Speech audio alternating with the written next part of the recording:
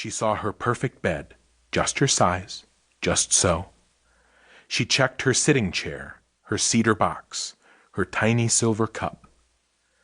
The fireplace was empty, and above that was the mantelpiece, her yellow leaf, her box of stone, her gray glass jar with sweet dried lavender inside. Nothing was nothing else. Nothing was anything it shouldn't be. There were 3 ways out of Mantle. There was a hallway and a doorway and a door.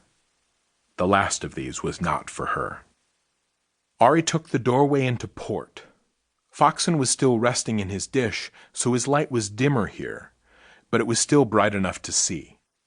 Port had not been very busy of late, but even so, Auri checked on everything in turn.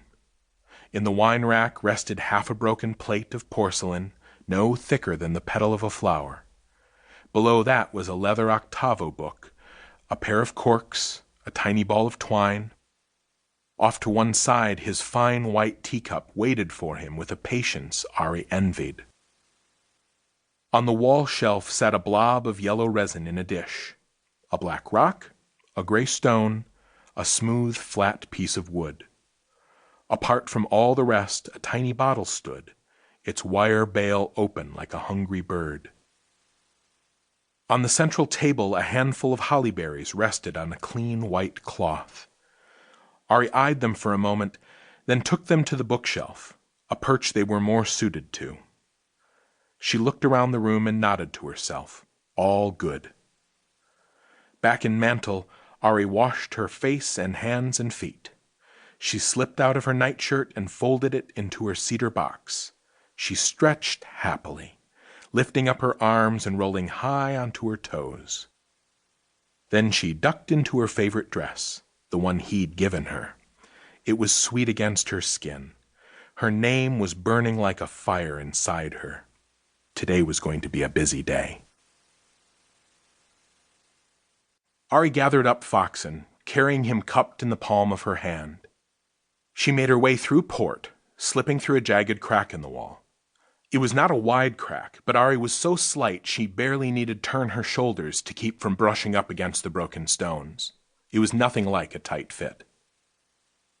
Van was a tall room with straight white walls of fitted stone. It was an echo-empty place, save for her standing mirror. But today there was one other thing, the gentlest breath of sunlight. It snuck in through the peak of an arched doorway filled with rubble, broken timber, blocks of fallen stone, but there at the very top, a smudge of light. Auri stood in front of the mirror and took the bristle brush from where it hung on the mirror's wooden frame. She brushed the sleep snarl from her hair until it hung about her like a cloud. She closed her hand over Foxen, and without his blue-green shine the room went dark as dark. Then her eyes stretched wide and she could see nothing but the soft, faint smudge of warm light spilling past the rubble high behind her. Pale golden light caught in her pale golden hair. Auri grinned at herself in the mirror. She looked like the sun. Lifting her hand, she uncovered Foxen and skipped quickly off into the sprawling maze of rubric. It was barely a minute's work to find a copper pipe with the right kind of cloth wrapping.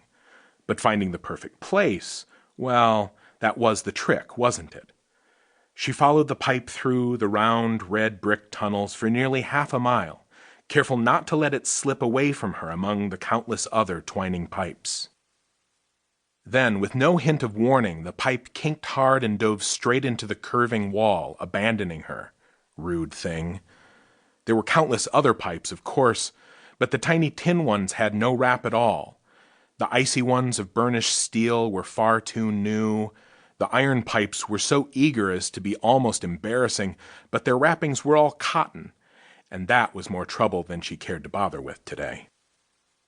So Auri followed a fat ceramic pipe as it bumbled along.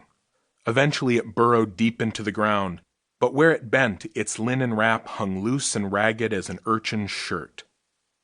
Auri smiled and unwound the strip of cloth with gentle fingers, taking great care not to tear it. Eventually it came away, a perfect thing, a single gauzy piece of graying linen, long as Auri's